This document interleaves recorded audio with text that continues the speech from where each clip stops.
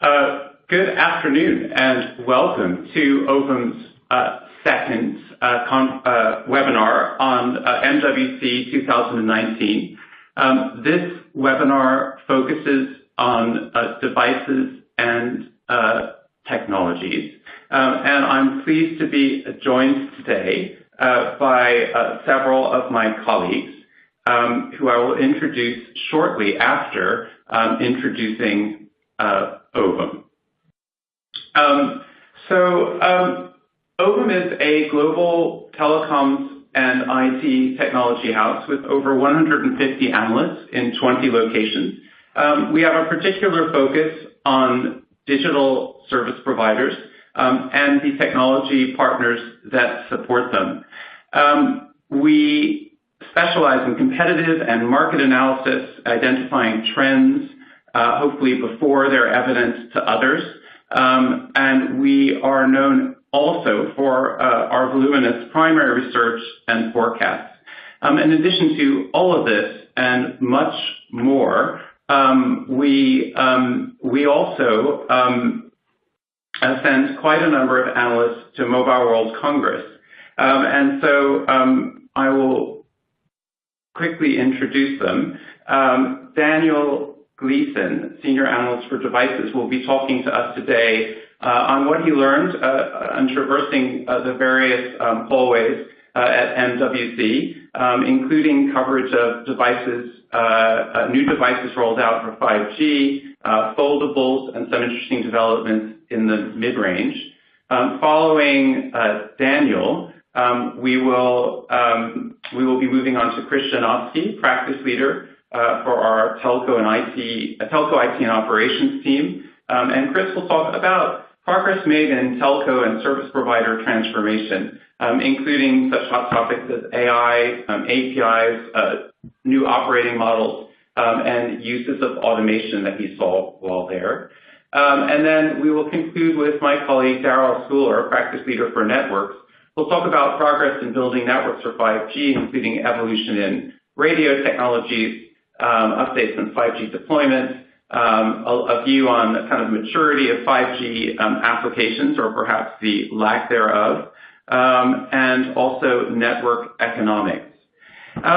This webinar is being recorded, and the recording will be available straight away after on the registration page. So you can always listen to it again if you found it compelling, but you could share the registration link with colleagues after if you'd like them to listen to this recording. I encourage you all to submit questions. You see a box there for submitting the questions. We will be receiving questions throughout the next 40 or 45 minutes, and then we will spend the concluding 10 or 15 minutes getting some of those questions answered for you. So without further ado, I would like to pass to my colleague, Daniel. Go ahead. Good morning, good afternoon, good evening, everybody. It's a pleasure to be here.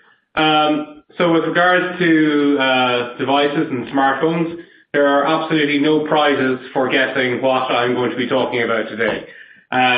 All the coverage, both before, during, and after the show, focused entirely on two main developments from the handsets area. First being foldable phones, and of course the launch of the first 5G smartphones. So those are going to be the main two topics that we're talking about, as Evan said, and I'll be covering a few of the other notable bits and pieces as well. So to start off with, probably the headline, the big headline maker from the show was definitely the launch of the first foldable phones from Huawei and from Samsung. I've made you can see the key features that I've pulled out there in terms of the design. Probably one of the biggest takeaways that you get that I got from the foldable phones that we've seen so far is that the use cases that have been demonstrated aren't exactly very compelling. They're not going to be wowing consumers, and particularly at the extremely high price points at which Huawei and Samsung have positioned their handsets, they're not really going to be convincing many customers to part with their cash. This is something that traditionally a lot of Android vendors have struggled with in terms of taking their great technological advancements and their great technologies and really putting in very good experiences on top of it. So that's something that I'm really hoping that both Huawei and Samsung focus a lot on over the next few months in the lead up to the launch of these devices. And hopefully over the next couple of years, and particularly once these devices are in market and once APIs are opened up to third-party developers, we get a whole host of new applications and new technologies that can be done and can be new experiences that can use this technology.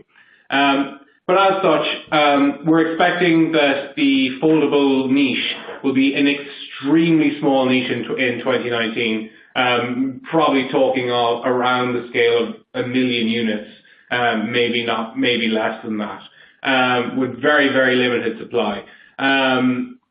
Into 2020, there's the possibility that this will, once production ramps up, once the prices come down a bit, this will become a bit more commonplace. But even still, without those compelling use cases, it's still going to be asking a lot for consumers, particularly with the 5G premium added into these devices. Nonetheless, despite all of these problems and despite how long it might take for foldable phones to gestate in the market, I do very much strongly believe that we are looking at the future of smartphone design. And primarily because ever since the size of handsets has grown hugely over the past few years, driven by our desire to watch media and content on the go. However, this has come at the expense of being able to use a phone generally in one hand easily, and it's a particularly big problem for certain people. Women in particular have a big problem with large handsets. So having a foldable phone enables you to have best of both of those worlds, where you have both the large screen, but also the ease and convenience of the smaller form factor. So in that regard, I very much see this as being the future, and it will definitely dominate the high end of the handset market eventually. When that eventually comes will very much depend on primarily the price points and how quickly production can ramp up for this technology. So the second big area, of course, that we were talking about for handsets at Mobile World Congress is, of course, the first 5G handsets that were launched. And the first and most interesting thing that I took away from it is that how 5G took a back seat to the foldable phones. And not just in terms of media coverage, but even in terms of how the handset companies like Samsung themselves presented their devices. The Samsung Fold was the highlight of the Samsung Impact event, while the Samsung S10 5G was just there as part of that S10 range. It was not the highlight of the show by any means. It was nice to be there, but it was not what Samsung felt like was its highlight device. And I think a lot of that kind of underscores this, what I'm going to refer to as a lack of confidence, but definitely sort of a lack of belief that 5G, particularly 5G on its own, is going to be enough to convince customers that it's worth the extra bit of money. I think even if you look at the Samsung S10 5G, not only does it have an extra 5G modem, but it also comes with an extra 3D depth camera sensor because Samsung wants to get extra use cases, extra reasons to justify the price increase that will inevitably come for the 5G version versus the non-5G version of the S10. So talking about prices, however, I think by far the most important 5G phone that was announced at Mobile World Congress was the Xiaomi Mi Mix 3 5G. And it's primarily because of that price point that it is coming in at just €600. So that's about $680. And that is a much, much more aggressive price point than the $900 plus that LG's V50 is, or the $1,000 plus that the Samsung or devices are. So that very aggressive price point is very, very interesting. And it's going, even if Xiaomi may not be have the greatest of operator partnerships in the type of markets where 5G is launching immediately, they may not have beyond the postpaid plans that you see ranged around Western Europe or North America. That doesn't mean that if you're a Verizon or an AT&T, you shouldn't be looking at this and thinking, this is fantastic news. Because not only is it a good reason to talk to Xiaomi and possibly get them ranged, but also it enables you to put a lot of pressure on the Samsungs, the Motorola's, for that next wave of 5G handsets that will be coming either towards the end of the year or in early 2020, and to really drive down that price point. Because with all the changes that have occurred in how handsets get sold, particularly in the US and North America, having that aggressive price point is going to make the world of difference for operators who are looking to make a splash with 5G in late 2019 and early 2020. So we're working on updating our 5G handset forecast at the moment, taking into account all of these launches.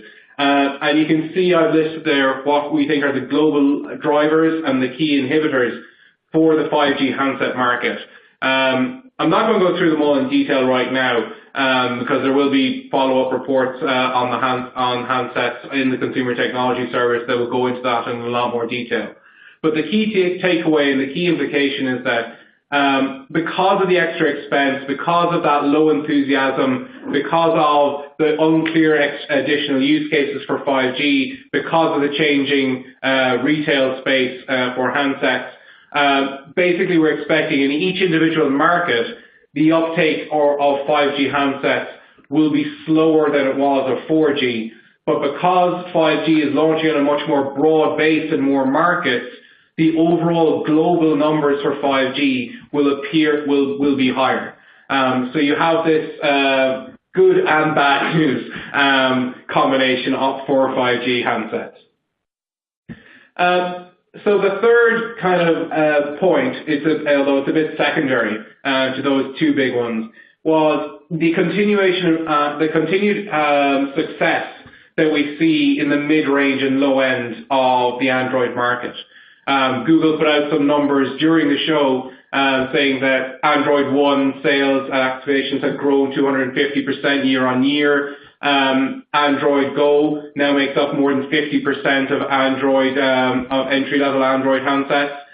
So it's clear that these programs are making a huge difference in terms of really improving the experience at the low end and the mid-range.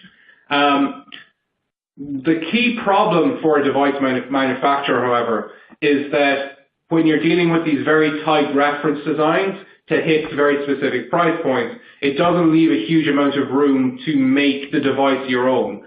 So that's why we see brand being very important at these price points, why HMD has had very strong, very quick success resurrecting the Nokia brand in particular, but why Samsung has some success, why Xiaomi is investing heavily, why Oppo is investing very heavily in marketing and brand building in India, because they know that is hugely important, because the handsets themselves are not going to be very distinguishable. But if you look at what HMD are doing in particular in terms of guaranteeing updates, very quick updates for Android and security updates for the next 3 years, that's going to be very appealing to people in this space. It gives that assurance of quality, which references back to the Nokia brand, but also gives the sales representative, or gives them something that's a little bit different, or something that's a little bit unique to the Nokia handset, which enables them to make extra sales. We're also very much looking for, in our handset forecast, for Africa to be the next battleground. As I've mentioned already, India has been probably the battleground for handsets for the last 2 years, and we're expecting that battleground to widen, and particularly we're going to expect to see strong growth from Africa over the next couple of years, driven by that sub-$200 segment. So the last little area that I want to touch on is just the idea of the 5G home equipment. And it's one of the things that I actually had expected to see a lot more of at the show. And I wanted to see a lot more, particularly with multiple operators launching 5G as a fixed wireless service primarily. I had hoped to see a lot more interesting home equipment. And the only real noticeable one was the 5G hub being launched by HTC, which you can see a nice picture of there on the slide. So that in itself is interesting. It's interesting as well for the direction that HTC as a company is taking, that they want to be doing this. And one of the key things that I picked up on is that HTC are touting this as a hub for streaming VR content. And of course, HTC are very strong on VR with the Vive.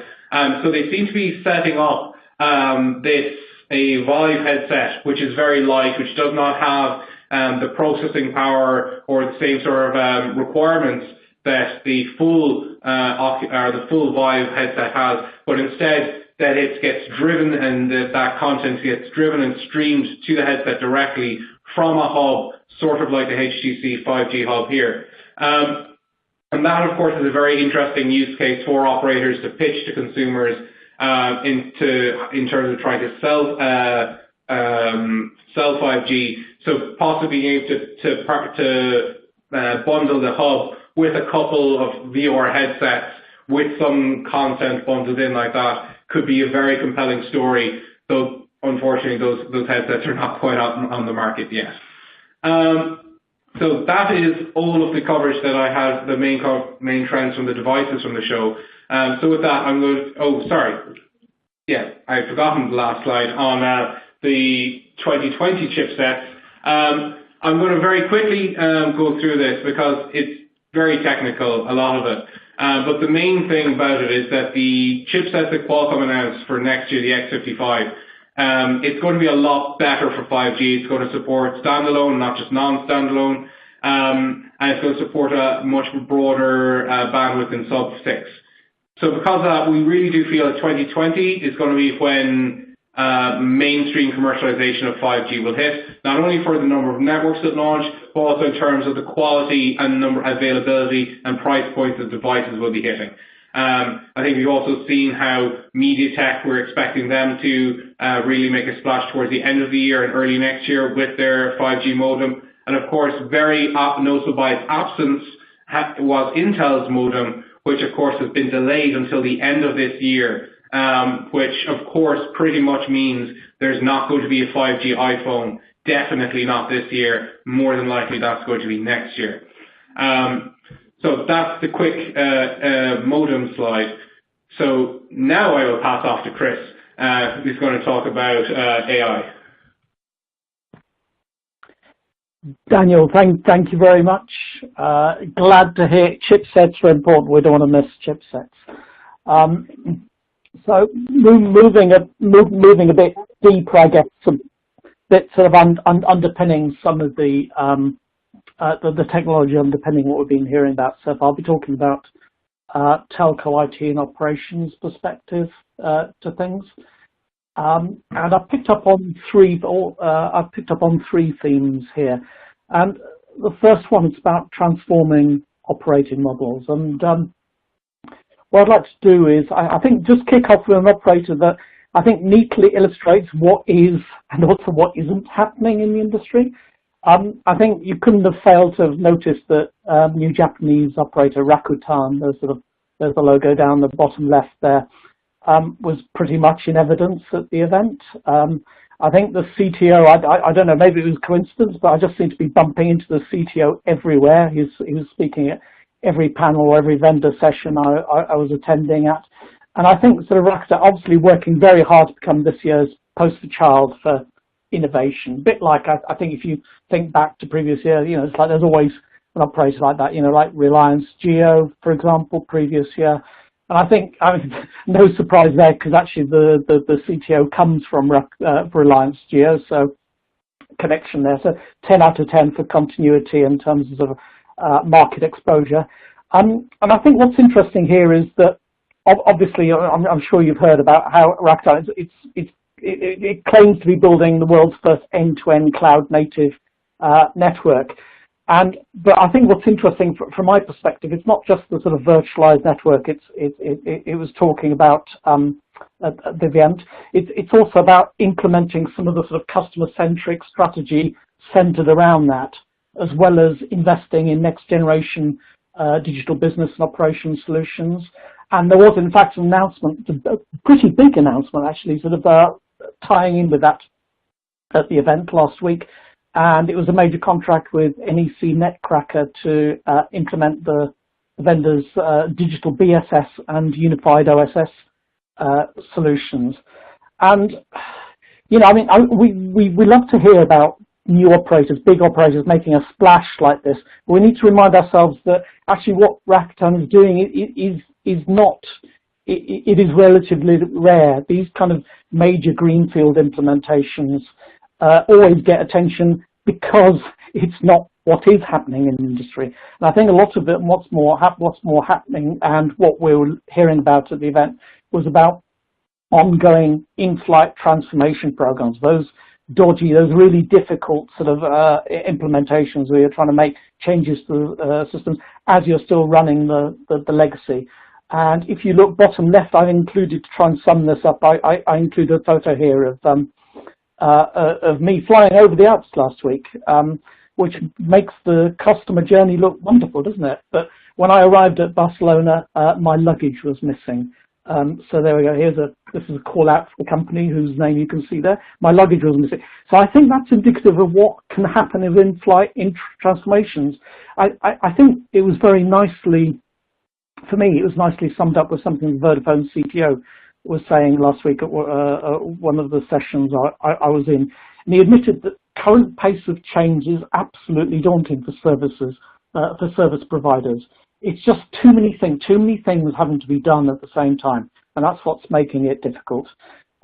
Coupled with that, it's the legacy technology, and I think it was gratifying to hear a couple of operators or senior people operators talking last week about how they're struggling, or not struggling, but they're having to address the legacy technology issues. And that third of those photos down there sort of comes courtesy of Telefónica's Senior VP of Technology and Architecture. That's Juan Carlos Garcia.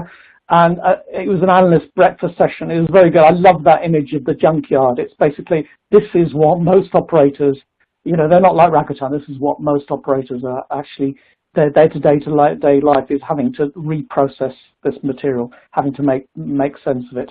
So I think decommissioning IT and network legacy, that was sort of, you know, it takes a lot of effort. But I think Telefonica, and this is where some of the presentations I was hearing for Telefonica was sort of, I thought, quite impressive. You know, Telefonica's been doing some good work over some years now, and I think the deals have been coming thick and fast. But again, there was an announcement in Barcelona for a big end-to-end BSS OSS suite deal with between Telefonica UK and NEC Netcracker, so sort of more work there.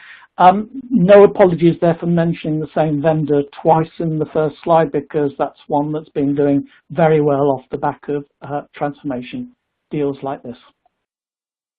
So moving over to the second half of the slide there, so to look the images top right there. Well, what's happening? What operations changes are we seeing? Well, judging from last week's conversations, I would say with both vendors and operators, I would say that there's a broad mix of cloud-native transformations finally being embarked upon rather than just talked about. And I think it was interesting just how many conversations there were that were sort of like very, very sort of hands-on in terms of what operators are doing around DevOps, around continuous integration, continuous development, microservices architectures and containerization, big data management and AI. And I think, you know, it's not that we've not had conversations about this or vendor pitches about this in previous years. What was interesting, it felt more hands-on. It felt more like this is now truly on the to-do list for operators, or at least with a word of caution around the major CSPs. And I think generally speaking as well, operations topics in general, I thought were much more in evidence this year than they've been in the last few. I would say that, wouldn't I? But I think that was very much the case. And I think this is in no small measure because 5G requires a totally different set of structures to enable and monetize some of these new services. So I think that's why it sort of jumped up to the fore, because it sort of suddenly people realized where things stand. The Formula One photo there, it's the Rocket Williams racing team car that was at the show. I can't remember which hall it was in, but I took the photo, and I think it makes the point. I hope it makes the point, both visually and from a supporting technology perspective. The back-end systems are crucial. And I think there was a lovely quote from the TELUS CTO at one point. He said, "Having a good back-end is critical." Well, there you go. That's from the horse's mouth. And I think that's true. I think it really is often underappreciated until it's time to launch new services, which is what we're coming up to now. And suddenly it becomes a critical priority. And I think we're getting into one of those phases now. So moving on to the second of my themes here. This is around, I've seen a lot around, I think this year, around collaboration, partnering. Also open APIs came into it as well. And, you know, collaboration's been building up ahead of steam, I think, for several years now, clearly. But it just felt that much more intense this year, and everyone seemed to be announcing hubs and labs, so they weren't just talking about it, they were actually making announcements to sort of get into the nitty-gritty of it. And I think, I mean, clearly, I mean, it's no surprise what that is, because it's 5G-based business models very much depend on this kind of being able to manage and deliver these diverse partner ecosystems. And I think there's two partnering announcements I mentioned here, sort of highlighted here. One was from Nokia. It was unveiling its cognitive collaboration hubs. And these are basically being set up to provide data science and cross-functional data science expertise and various cross-functional support functions to help operators develop tailored use cases quickly. That's to say, AI-powered use cases very quickly. And there was a nice demo on Nokia stand of a driver behavior analytics use case with the Dubai police. Sadly, I wasn't given the opportunity to sit in a Dubai police force McLaren. And actually, there wasn't one there, so the photo's slightly here under false pretenses. But what there was a very impressive demo showing how AI is being used to deliver real-time insights into driver performance and using some of that data from the Dubai police. Very interesting sort of hands-on illustration there. And the second of the partnering collaboration arrangements I wanted to highlight was with Infosys, and that's where it's launching Infosys 5G Living Labs in a number of locations around the world, and these are bringing different sets of Infosys expertise together, basically, again, to deliver, in order to incubate and deliver new offerings quickly and at scale. I think those are phrases that I'm sure you were familiar with if you're there. Everything has to be done quickly, at speed and at scale. Second half of this slide on the right, I think something that was interesting, this I wasn't expecting. I mean, some of the other stuff this I wasn't expecting. There was some interesting twists to the collaboration theme, I thought, in the shape of some of the things I heard about how people are using APIs, open APIs. Certainly, I think one of the most intriguing presentations I saw was on the Sunday before the event started. It was the Axiata CIO explaining the operator's API strategy. And anyone that's familiar with this will know that sort of Axiata's API journey started several years ago. You know, with creation of their API ecosystem, and then they've opened it up to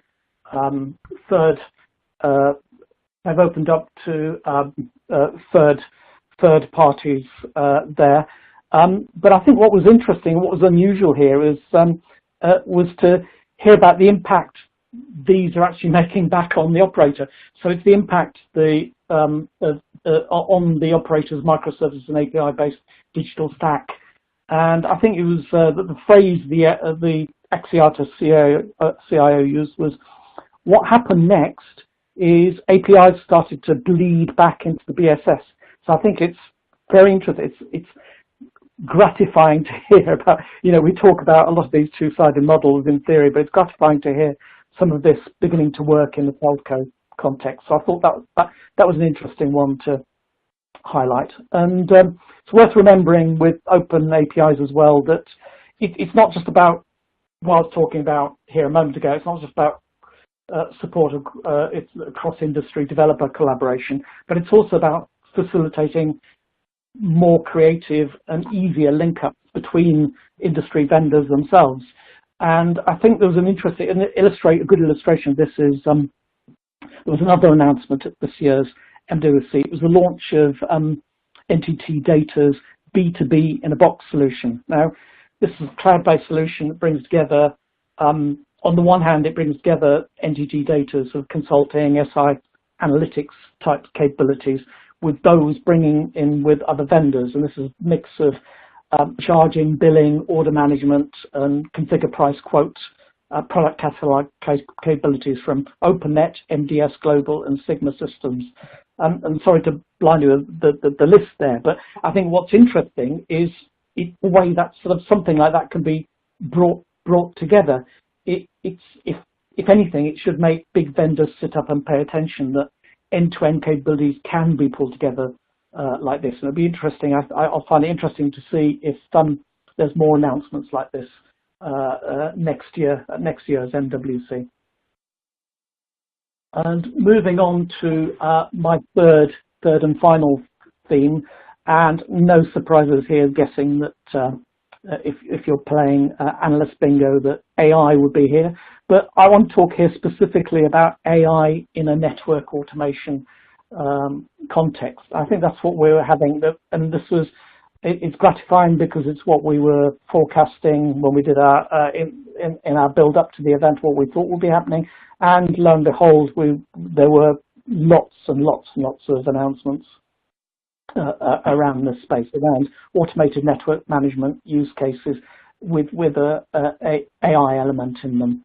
And it would be nice to take the credit for having anticipated this on back of our wonderful analyst intuition, but alas, it was as much because it was just really clearly signaled from the surveys, some of the surveys work we did last year. So Ovum's Global ICT Enterprise Insights survey very clearly indicated that network management use cases and sort of that would be a big priority area for AI implementations and interest this coming year. And so it's no surprise that the vendors are looking, so in response to that kind of operator demand, and also there's vendors are looking to get stuff out into the market to address that really strong need. Just a quick run through of some of these announcements. Ericsson Operations Engine, that's AI-based managed services offering, and you'll understand when I come to the end why I picked that one first. And that's actually the illustration there. So you need to guess which one is which. One's a photo from of the Operations Engine demo at the Ericsson stand. The other's the inside of a very famous time travel machine on a TV show. And I thought the likeness was quite extraordinary, but there you go. I don't think Ericsson is claiming to be able to travel in time, but I think speed of implementation is clearly one of the things that's being pressed there. What was interesting as well as that announcement, there was also some enhancements to Ericsson's dynamic orchestration platform. But I think what was interesting was the number of operator announcements that were made as well. So Ericsson talked about the proof of concept with Mobily, with Operations Engine, also talked about successful pilot with Telecom Egypt. There was also some AI-powered managed network operations agreements with Telefónica's UK, Colombia, Peru, Ecuador, and Uruguay operations. Okay, you're saying now enough of this list. But I think the point of a list like this is to show it's here, it's now, it's happening. You know, operators don't put their name to something that's not working. So I think we were talking about it last year. All the vendors were pushing it this year. It's happening. So that's nice to see. And because I don't want to miss anybody else out, the Tech Mahindra announcement around its NetOps AI offering. Infosys launched a new proactive operations offering based on its smart network assurance platform. There was an interesting announcement also from Sienna, not so much a product one, but the fact that it's giving more independence to its Blue Planet division, to allowing it to focus on intelligent automation. So clearly this is a response to this need in the market, so they're prioritizing that. There was also, I've mentioned Nokia Cognitive Collaboration Hubs in a different context than the previous slide, but I think it's just worth mentioning they also announced a strategic partnership with China Telecom to develop AI and machine learning type applications aimed at improving 5G performance. So there you go, death by announcement, but I think that's really to prove that this is something that sort of that took off this year. And with the final, I'll just finish with a final observation. It's very interesting that very many of these announcements are coming from services companies, or they involve the services, managed services or services element within the vendors themselves.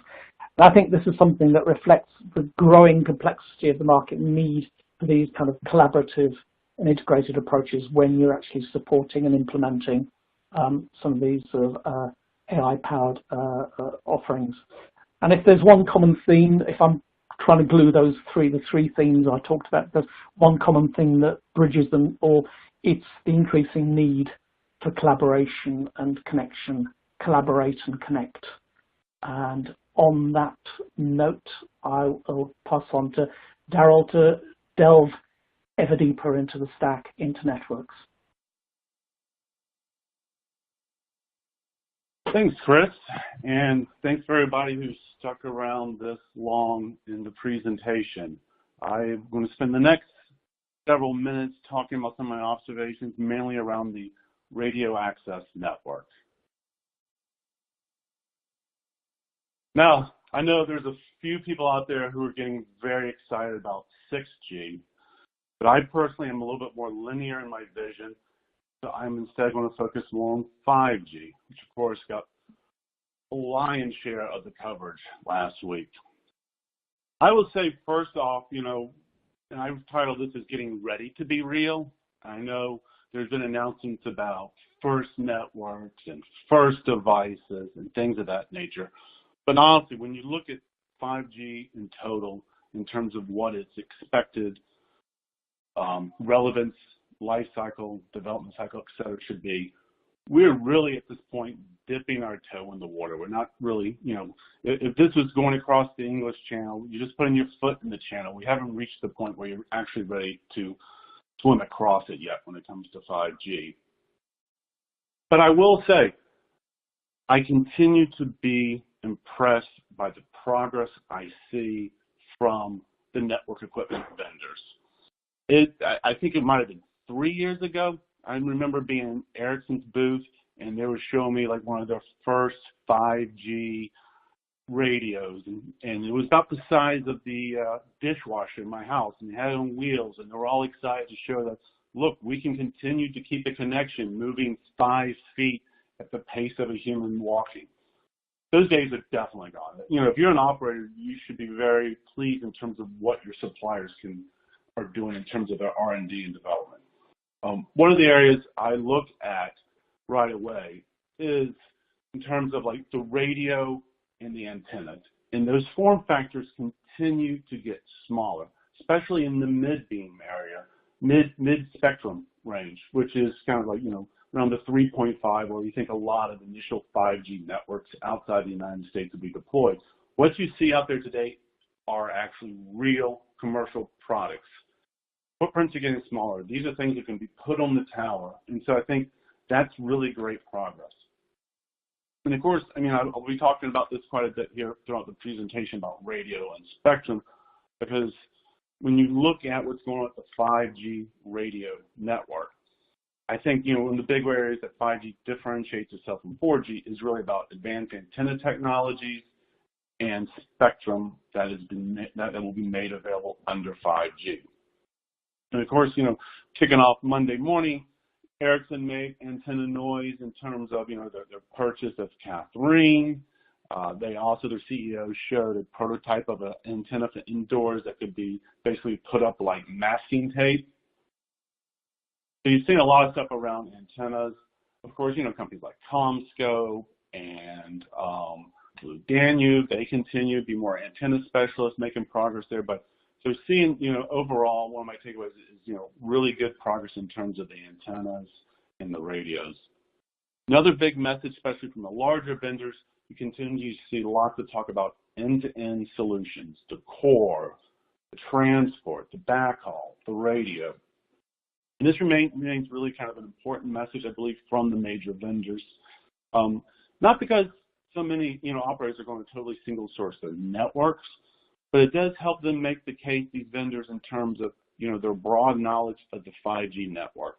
The fact that 5G isn't just about the radio, but much of the more interesting aspects of the network are really going to be around, transport and much of the virtualization in the packet core, and that these vendors understand how those changes are taking place.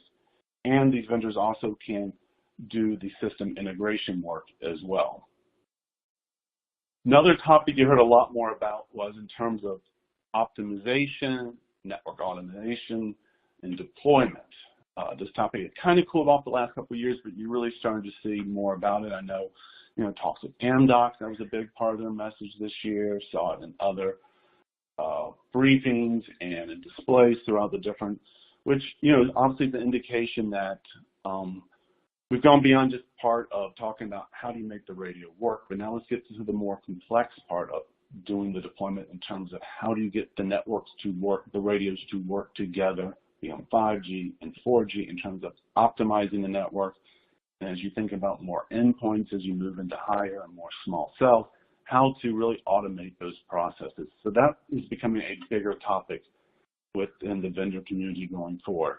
Of course, though, use cases, I would say, in my opinion, and I am going to point out an exception later on, still remain very generic beyond the initial two, which are enhanced mobile broadband and fixed wireless access.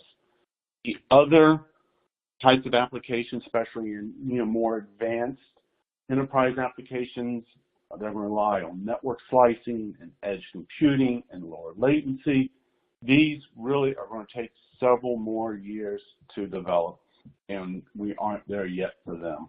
And there still needs to be a lot more maturing in the network with the technology and broader deployments to support those types of applications. Another thing also being brought up is really around dynamic spectrum sharing. This is definitely important because the initial bands, 3, 5, and even millimeter wave bands are good for adding extra capacity. You still need mobility that the lower bands that we're using today are doing. And dynamic spectrum sharing, and I'm not going to spend a lot of time because, mindful of how long this webinar goes, is important though as a way of helping an operator balance their 5G and their 4G user bases in those mobility bands. And certainly that is an area that we're moving to, but I get the sense that we're probably still a couple years away from seeing that being commercially deployed. So you hear operators talking about they plan to support dynamic spectrum sharing. You don't hear them really saying, we're going to do it on this date still. So really, I would say, seeing really good progress. I'm very, excited to see the progress in terms of making with the 5G network solutions, but obviously there's still plenty of work still to be done. So on the other hand, though, 4G, LTE, where did it go? So from looking at the major vendors, the LTE story has really started to fade away, in my opinion. I mean, just a few years ago, operators are making some very good points about the long tail of LTE investments, and I think they're very legitimate. If you look here on the right side of our slide, you can see our forecast just for this year. People are still spending more money on 3G base stations than we expect them to spend on 5G this year. In fact, my projection is that 5G radio investments will not overtake 4G until 2023. So the long tail is still there. There's a lot of markets that are still building out their coverage for LTE, but you're not hearing much of that really from the vendor community as much anymore. Where you do hear more about LTE explicitly is around private networks, which is obviously a growing area. And I think it's really important in terms of, not only does it expand the addressable market, but it also in some ways lays a foundation for 5G. But I don't hear as much in terms of, explicitly about LTE and the importance of continuing to build out that network and the development of new technologies in terms of added capacity and performance in those areas and the bridging that to 5G. That message really seems to have cooled off this year. Where there is LTE, a lot of times it's really under the umbrella of multi-standard solutions, which tend to highlight 5G first and foremost before they get to 4G. The other exception would be is with, I say, with some of the smaller radio vendors out there, some of the ones who have also with Facebook Tip. We're going into some of those underserved markets that still are investing in LTE. So I guess this is not totally unexpected that we would see this, but it just, in my opinion, seems a little bit early to start backing off that LTE message because there is a lot of investment that still is ongoing in 4G. Okay, so I did complain earlier about applications, but I wanted to point this one out. Yes, it probably, it's a little bit of hyperbole on my part. I don't think the connected screwdriver really is the killer app, but I do think it was a unique idea. And I saw this in Nokia's booth. Simply is, it's an electric screwdriver. It'd be connected to a 5G network, and using location sensing, it would adjust the torque on the screwdriver depending on where the worker is. Say on an automobile, that maybe the torque on the door doesn't need to be the same as the torque on applying the bumper. And the benefit there is in terms of the worker doesn't need to stop to adjust the torque. And obviously from a manufacturing perspective, it should help with greater quality control that, that it is controlled centrally and not left to the worker. Now, in my own background personally, I worked in a manufacturing environment during college. I worked in the shipyard, and I understand the whole idea of having to stop in the flow of work in terms of having to adjust your tools.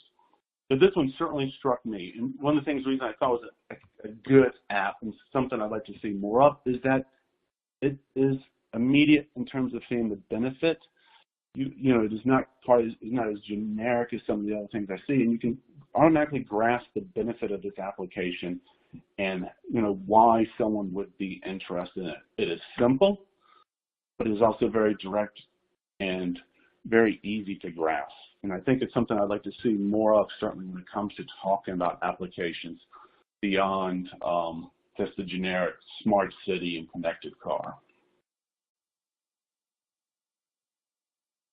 And finally, I'd like to wrap up here just talking about one vendor I thought was really interesting. So I spent most of my days in halls 1, 2, and 3. So in the last day, I did make it down to 5, 6, and 7, where you oftentimes see smaller vendors. And I thought Pivotal was definitely one of the ones I wanted to call out as someone I thought was an interesting company, something worth watching. They have something called patented, they're patenting this holographic beamforming, which I'm not going to get into all the generics, the engineering around. You can go to the website and see more about it. But here's why I think it's interesting. They have two products they're talking about, the Echo 5G network, which is a millimeter wave repeater, and they also have a subscriber device as well. What they are proposing, what they're showing here, is the ability to extend the range of the base station. So one of the problems with millimeter wave, everybody likes to talk about it because of its great network capacity and speeds that it delivers to the end user. It's been one of the highlights of a lot of 5G presentations, but it doesn't propagate well. It doesn't go through buildings. So the economics of the network build can be very challenging. An operator has to build out a lot before they, even in advance of getting consumers on board or businesses. With this, you get coverage at a lower price, extends the range of the actual base station, allowing an operator to build out their coverage and get subscribers on, and then add capacity at a slower rate.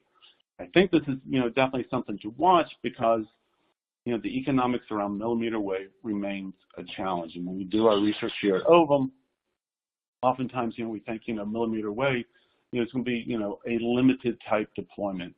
And this, I think, definitely could extend the deployment of millimeter wave and increases its impact when it comes to 5G networks. And certainly, definitely, I think, could help make that spectrum more valuable to operators. So with that, I would like to turn this back over to Evan.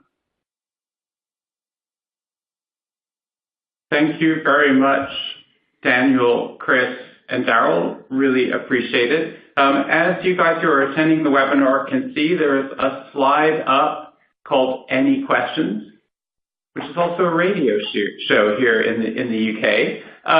So as you know, just like on the radio show, we accept any questions. So please submit them if you have not already, and you do have a question. Please submit it in the Q&A window, and I will parse through them. We have about 5 minutes for questions.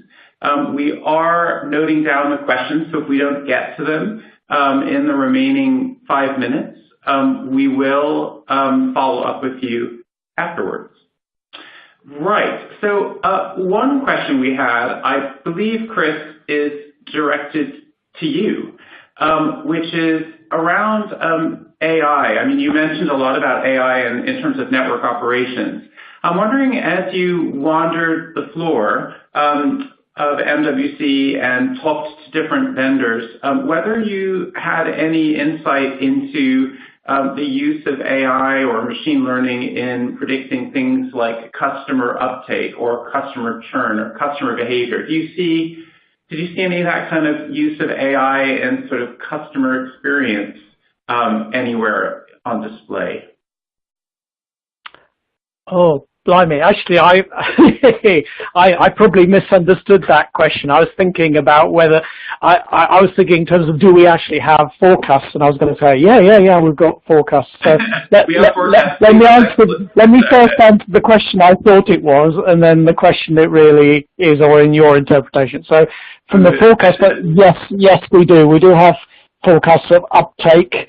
Very much, I mean, my team looks at it very much in the telco IT, but whereas actually Ovum has more broad-based forecasts for other verticals. We do for IT, and we're fairly buoyant uptake for analytics, higher for clearly for AI. So we can provide more information on that. But certainly we see clearly, you'd be silly not to imagine high growth on those, and certainly what we're seeing now is led by a lot of network related use cases. In answer to that integration, the customer uptake, I didn't see anything specifically on that, but we are expecting to see, we're having conversations more around use of AI and customer engagement support. So I'm not seeing anything specifically around predictions there, but one thing we are predicting is a lot more interest around using AI in or operator interest, that is specifically. Obviously other verticals have been ahead of the game in some cases, but specifically in the telco sector over the next 12 months, we're definitely expecting uptake of use cases that are based around improved customer engagement. I can't answer that specific question around uptake predictions. Understood. Well, for the gentleman who asked that question, we'll follow up on both potential interpretations of that question. Thanks, Chris. I will move on to a question for Daniel. So we had someone ask about your comment on the slide, I think on the very first slide of the webinar regarding foldable phones, about the importance of third-party developers. So maybe you could elaborate on that. Yes, well, of course, when you're talking about a new form factor, finding new and unique experiences is incredibly important for convincing a consumer why this is so important and why they need to buy this expensive new phone versus the less expensive non-foldable options. Foldable phones, however, come with many more complications. And I think one of the big issues is actually very clear you can see it on the slide. It is that the Samsung phone and the Huawei folding phones are designed very differently. The Samsung Fold goes inwards and has a third screen facing outwards, while the Huawei phone folds on the outside, and a part of the existing screen becomes the de facto interface there. So those present different ways of because of that difference in form factor, because of that difference in how the displays are orientated or are combined, that presents huge complications for app developers in terms of exactly how you exploit this. For Samsung's case, it actually reduces the amount of possibilities you can do with it because the bigger screen, the foldable screen, is closed up when it's inside. But the Huawei design has a lot more possibilities, and particularly going forward, if we go into a foldable phone that has multiple hinges or it has a continuous fold even, then that sort of design can add a huge amount of flexibility for app developers. But it would need to be standardized so that an app developer actually has a decent install base of users that it could exploit. Thanks, Daniel. We have time for one more question. So, Chris, you're in the firing line again, and I think this is actually a question that's quite broad. So, see what you can make of it.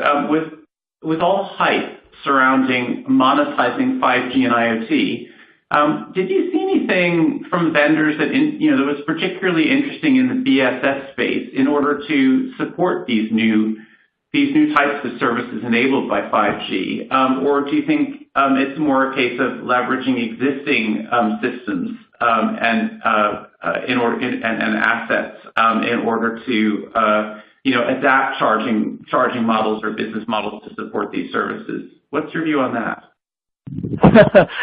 Well, I saw who that question was. So the vendor that the questioner is coming from is doing some interesting work.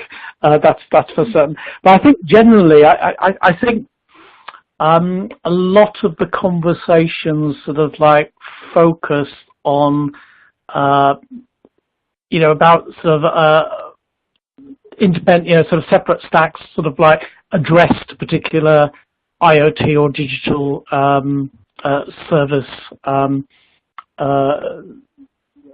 of focusing on particular kinds of services. So I think a lot of standalone. So I think we're sort of seeing a lot of discussion. I think certainly sort of a lot of the sort of smaller vendors. There was a lot about sort of offerings of those kind of add-on systems. So I think that's, if there was a theme, there was that.